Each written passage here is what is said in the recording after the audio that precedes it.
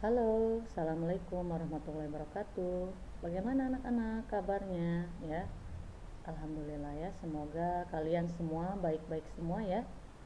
Oke ya, hari ini kita akan mulai pembelajaran. Tapi sebelum kita belajar, kita sama-sama mengucapkan lafaz basmalah. Bismillahirrahmanirrahim ya. Karena ini di pertemuan ketiga dan keempat ya, maka kita tidak berdoa dulu karena sudah ada di pertemuan pertama ya. Kita akan melanjutkan materi yang sudah Ibu sampaikan sebelumnya. Masih ingat anak-anak materi apa? Oke ya, materi tentang ya benua yang ada di dunia. Masih ingat anak-anak apa benua itu ya? Jadi benua itu yang perlu kalian ketahui ada 5 benua. Coba kalian sebutkan apa saja. Yang pertama ada benua Asia ya, benua Eropa, benua Amerika ya, benua Afrika, dan yang terakhir adalah benua Australia ya. Nah, di sini sudah kalian pelajari di materi Ibu sebelumnya, dan kalian terima kasih sekali ya, kalian sudah mengirimkan tugas Ibu ya. Ibu sudah menugaskan kalian disuruh menyebutkan salah satunya membuat peta buta benua ya, sebanyak ada 5 benua ya. Terima kasih sebelumnya. Nah anak-anak, hari ini kita berlanjut ke materi kita di subtema kedua di pembelajaran IPS kelas 9. Tema Ibu hari ini adalah tentang kondisi alam dan penduduk negara Jepang. Ada yang ingat kalian negara Jepang? Iya, kalian pernah belajar di kelas 8 ya dengan Pak Agus atau dengan Butri ya, tentang salah satunya adalah negara yang di Asia Tenggara ya. Negara Jepang, seperti kita ketahui bahwa negara Jepang ini adalah negara yang terletak di benua Asia. Tepatnya di mana anak-anak? Tepatnya itu ada di wilayah timur ya, Asia bagian timur ya. Seperti kita ketahui, negara Jepang ini diberi gelar negara-negara matahari terbit. Kenapa bisa disebut negara matahari terbit? Karena di negara Jepang itu mayoritas masyarakatnya itu atau penduduknya itu beragama Shinto ya. Shinto itu mereka meyakini bahwa matahari itulah Tuhan mereka ya. Kemudian ada juga yang memberi gelar negara Jepang negara Sakura ya, karena didominasi atau banyak sekali tumbuhan bunga-bunga sakura ya. Dan ada juga yang menggelari macan Asia ya. Kenapa? Ya, karena negara Jepang ini merupakan kawasan industri nomor 1 di Asia ya, makanya dia disebut macannya Asia ya. Bahkan ketika zaman pendudukan Jepang di negara kita ya, negara Jepang ini dia menginginkan menjadi negara yang paling maju di dunia. Kita berlanjut. Nah, ini identitas negara Jepang. Ini adalah gambar apa anak-anak? Ini adalah gambar bendera kebangsaan negara Jepang dengan dominasi warna putih, di tengahnya adalah lingkaran merah. Nah, ini negara bendera Jepang. Nah, ini lambang kekaisaran negara Jepang, bunga matahari ya. Nah, ini adalah simbol ya, simbol kekaisaran negara Jepang. Ya. Nah, di sini sebagai pengantar Jepang ya, kalau di zaman pendudukan atau penjajahan ada yang menyebut Jepang itu nama lainnya adalah Nippon. Secara arti Jepang itu di sini artinya asal muasal matahari. Adalah sebuah negara di Asia Timur yang terletak di suatu rantai kepulauan benua di ujung barat ya. Jadi sebelah ujung baratnya itu adalah Samudra Pasifik, pulau-pulau paling besar adalah dari utara ke selatan Hokkaido. Honshu ini adalah pulau terbesar di negara Jepang, Shikoku dan Kyushu. Jadi negara Jepang itu dia itu terdiri dari pulau-pulau ya. Di sini disebutkan beberapa pulau-pulau kecil berada di dekat keempat pulau ini, termasuk sebuah kelompok pulau-pulau kecil yang berada di sebelah selatan Okinawa ya. Jadi Okinawa itu adalah sebuah kepulauan yang ada di negara Jepang. Lanjut. Nah, di sini ada hal terpenting. Nama internasional Jepang itu adalah Japan dengan ibu kotanya Tokyo. Ini adalah ibu kota negara Jepang. Dan bentuk negara Jepang itu adalah kerajaan. Kepala negaranya kaisar, kepala pemerintahannya perdana menteri, ya, bahasanya adalah bahasa Jepang, mata uangnya adalah mata uang yen.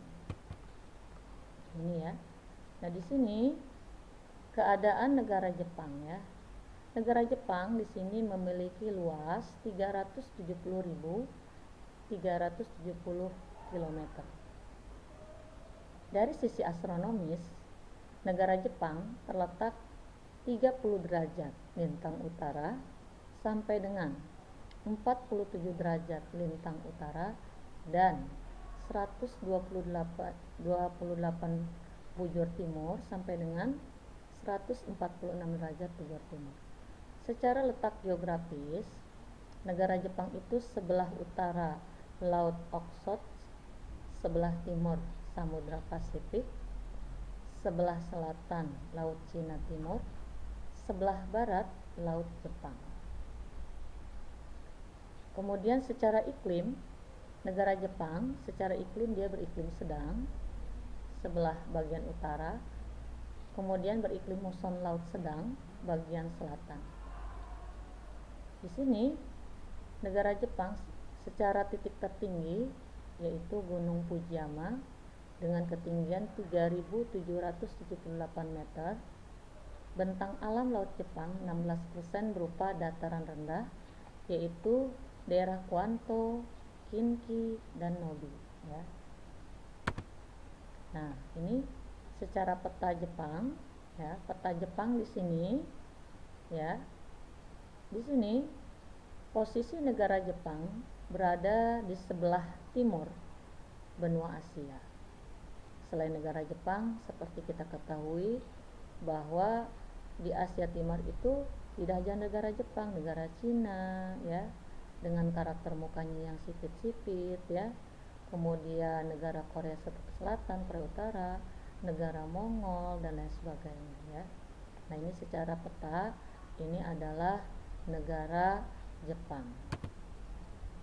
Nah, ini bentuk peta Jepang, peta buta yang nanti setelah pembelajaran ini Ibu ada penugasan membuat peta buta negara Jepang ya. Nanti kalian disuruh oleh Ibu mewarnai setiap wilayah yang ada di negara Jepang.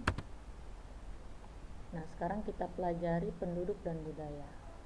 Penduduk negara Jepang aslinya yaitu penduduk aslinya suku Ainu atau ras Mongoloid ya. Ras Mongoloid itu ditandai dengan mempunyai mata yang sangat sipit ya, seperti negara Korea, negara Cina ya.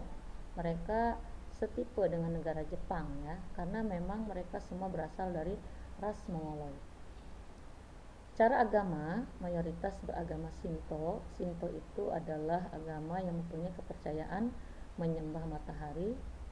Nah, di sini angka pertumbuhan penduduknya sangat rendah, 0,1%. Usia harapan penduduknya tinggi, 81 tahun. Tapi untuk kondisi terkini, negara Jepang ini diprediksi akan kekurangan penduduk ya. Kenapa?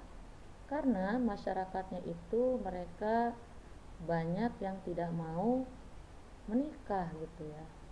Nah, di sini secara pertumbuhan penduduk akan mengalami pengurangan yang sangat drastis. dan ini sangat berbahaya ya untuk negara Jepang ya, kalau kekurangan penduduk ya, lama-lama akan hilang dari peradaban ya tentunya.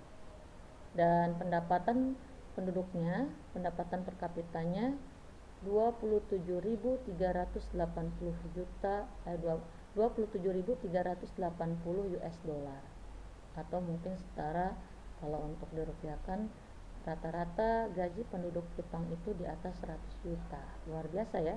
Kenapa bisa gajinya sebesar itu ya? Salah satunya itu tadi ya, SDM-nya, sumber daya manusianya sangat maju. Kalian juga akan maju ya kalau kalian mau sekolah terus ya. Dalam agama kita dikatakan bahwa kita seorang muslim itu tidak akan berubah ya sebelum dia sendiri yang merubah nasibnya sendiri. Secara budaya, Jepang itu mempunyai budaya Chanayu ya. Chanayu itu adalah upacara minum teh, joluri sandiwara boneka, ikebana merangkai bunga, kabuki seni tari. Nah, ini budaya-budaya yang ada di negara Jepang. Atau seperti tanaman bonsai ini ya. Ini adalah budaya dari negara Jepang. Nah, ini ya salah satu contoh upacara minum teh. Ini adalah upacara yang diadakan di negara Jepang untuk menghormati tamu.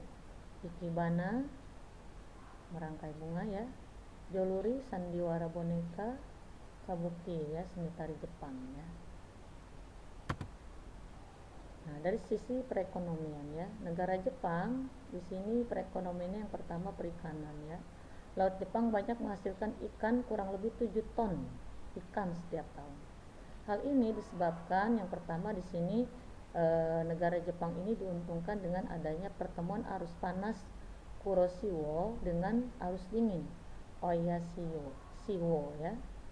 Yang kedua, alat penangkapan ikan modern ya.